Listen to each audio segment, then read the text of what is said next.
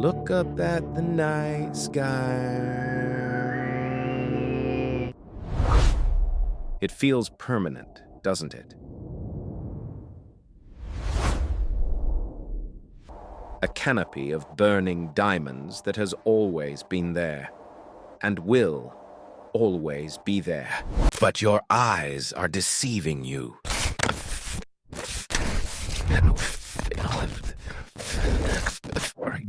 You are witnessing a temporary anomaly.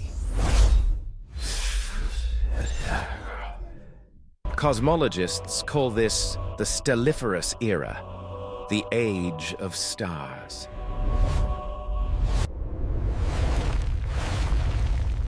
It is the unique, fleeting period in history,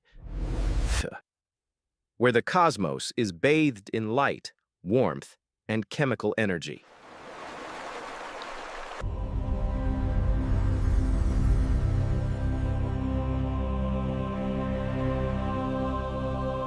But if we scale the total lifespan of the universe to a single 24-hour day, the stars will burn out in less than 1/100th of a second.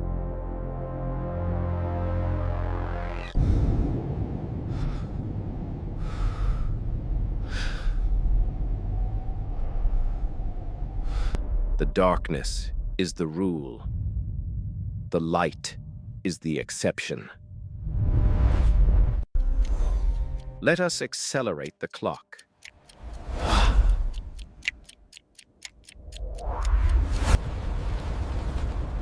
The death of our sun in 5 billion years is merely a localized tragedy. We must look further. We push the timeline past the collision of the Milky Way and Andromeda, past the isolation of our local group as dark energy rips the rest of the universe away from us.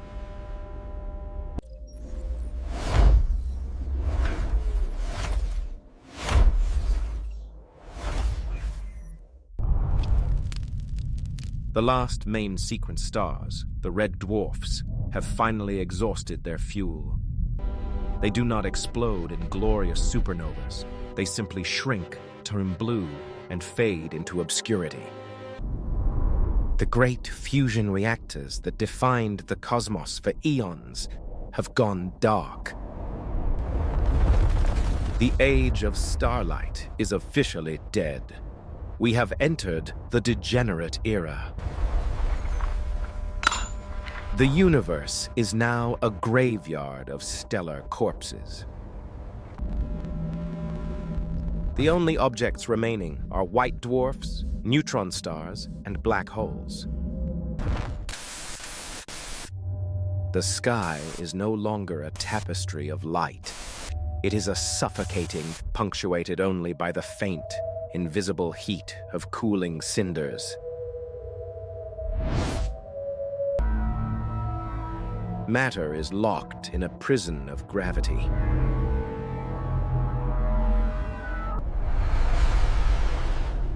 In this epoch, the only light comes from rare, violent collisions.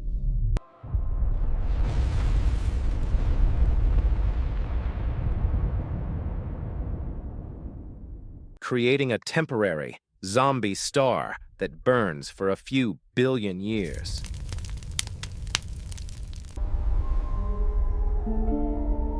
These are the last campfires in the eternal night.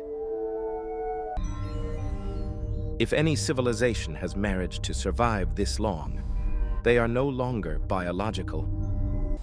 They are likely vast, efficient computations huddled around rotating black holes, or dying white dwarfs scavenging the rotational energy of the void.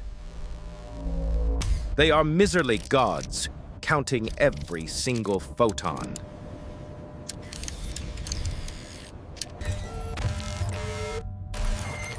Knowing that the energy budget of the universe is non-renewable. But even this cold stability is an illusion. The degenerates are not eternal. The universe has a mechanism to clean up the debris, a process of decay so slow that it defies human comprehension, yet so inevitable that it serves as the ultimate executioner of matter itself.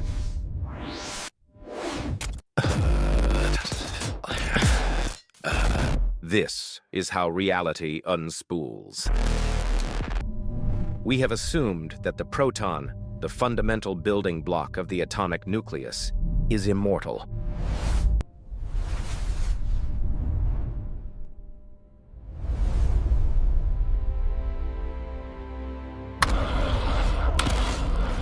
Physics suggests otherwise. Grand unified theories predict that protons are metastable. They have a half-life.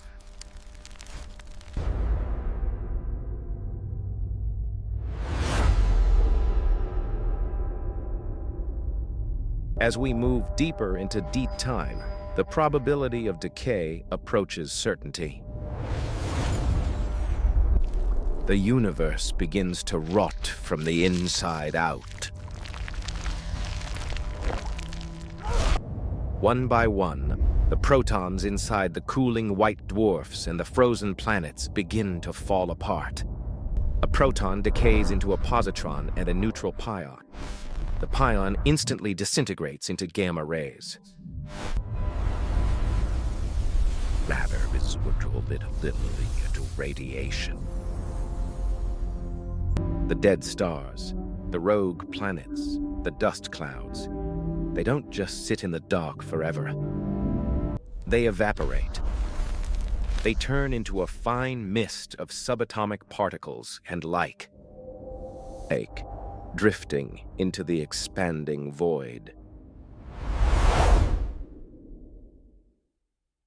The universe is scrubbing itself clean of the clutter we call matter.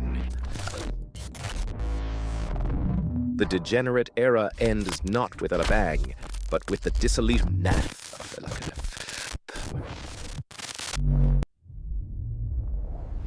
Welcome to the Black Hole Era. With the breakdown of baryonic matter, the only macroscopic objects left are black holes, the stellar remnants that were too dense to decay, have inherited the cosmos. They sweep through the dark like apex predators in an empty ocean. Occasionally swallowing a stray particle, but mostly starving. But even monsters must pay the thermodynamic debt. In 1974, it was proven that black holes are not truly black, changing our understanding of the universe forever. Through a quantum mechanical quirk occurring at the event horizon, they emit radiation. Imagine the vacuum of space not as empty, but as a roiling sea of virtual particles, particle and antiparticle pairs constantly popping into existence and annihilating each other. Quantum theft.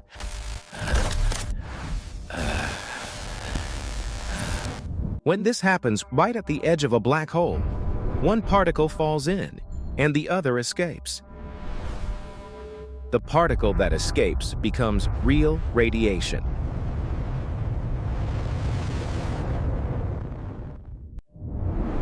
The particle that falls in has negative energy, which subtracts mass from the black hole. The black hole is evaporated.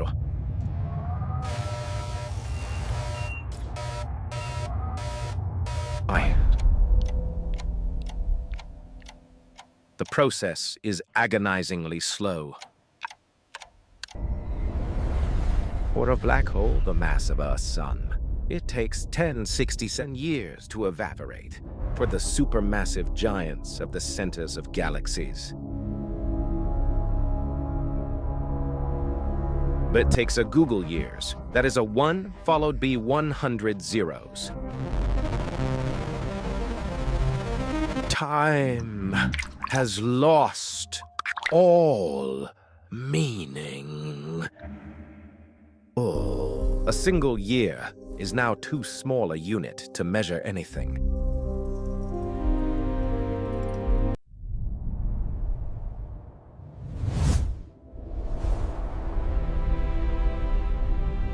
But, and see absolutely no change.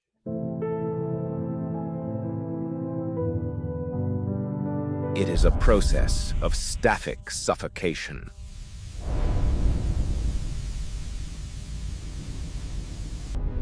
Yet, the math is merciless. As the black hole loses mass, it gets hotter, it radiates faster. Evaporation accelerates.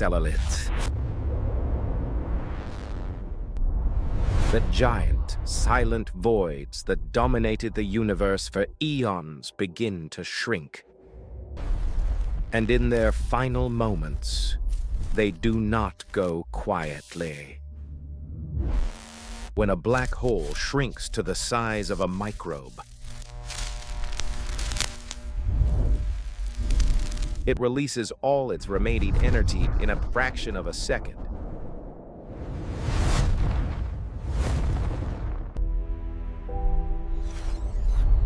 In the absolute darkness of the far future, the deck of a black hole is a violent flash of hard gamma radiation.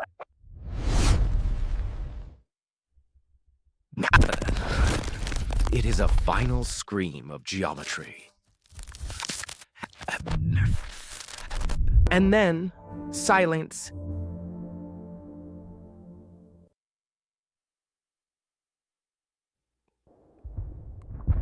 One by one, the giants getimate. The fireworks of the black hole era are the last interesting events that will ever happen. Period. The stage is now empty.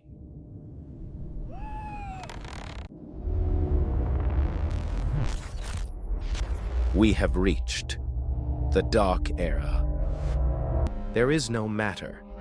There is only a sea of photons, redshifted into super low energy wavelengths, stretching out across a universe that is expanding so fast that even light cannot cross it.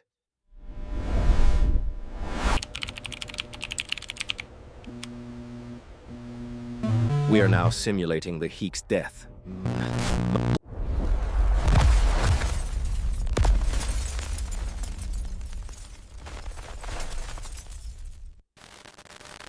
We have reached the point of maximum entropy. In physics, the second law of thermodynamics states that entropy, disorder, must always increase. It is the engine that drives the universe.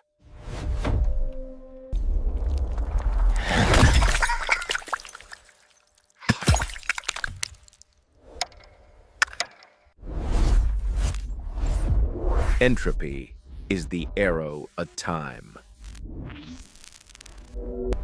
As long as there is energy flowing from a hot star to a cold planet, or from a black hole to the vacuum, the arrow moves forward. Things change. History happens.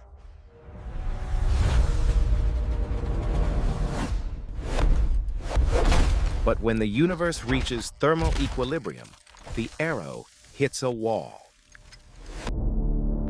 In the dark era, the temperature is uniform everywhere. There are no gradients. No energy can flow, because there is nowhere for it to flow to. Ein itself freezes.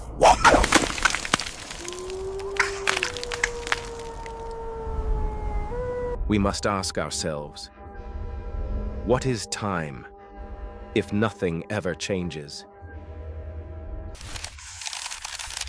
If you take a snapshot of the universe in the year 10 till 100, and another snapshot in the year 10200, they will be identical.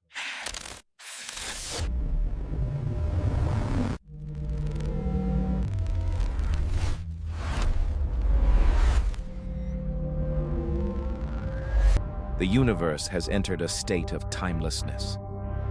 It is a prison of eternal stasis.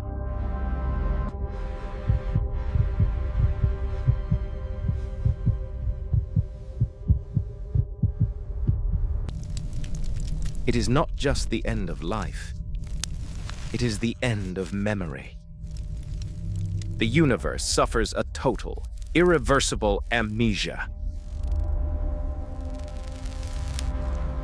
All the data, all the history, the music of Baja, the wars of humanity, the light of the first stars, every distinct arrangement of particles that ever existed, has been shuffled into a random, meaningless haze.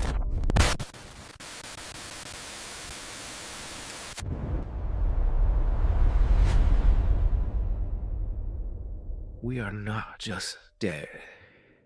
We are deleted.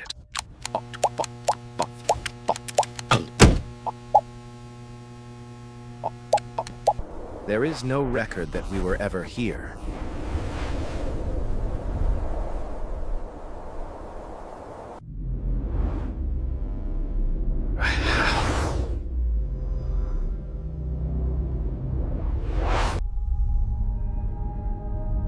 Is a perfect, featureless void. This is the great darkness. The universe has expanded so aggressively that it is tearing itself apart at the seams. This is not just empty space. It is a vacuum that has forgotten it once held stars. The dark energy that pushed the galaxies apart has finally won the war against gravity. Geometry itself begins to fray.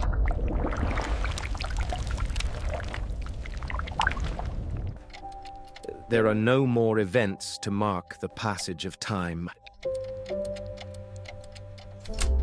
Infinity stretches out in every direction. A desert of probability where nothing can ever happen again. The stage that once hosted the Big Bang, the dinosaurs, and the human race. And it is now a derelict theater with the lights permanently cut.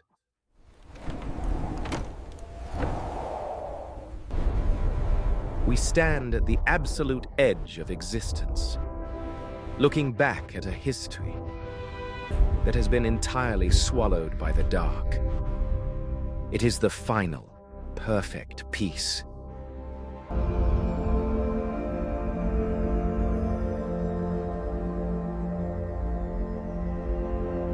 Because knowing the ending gives value to the story.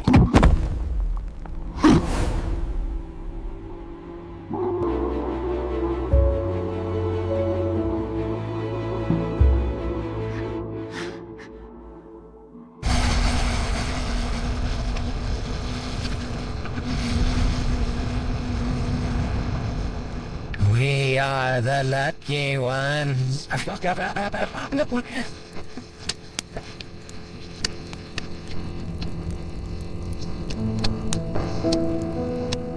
tragedy is not that the party ends.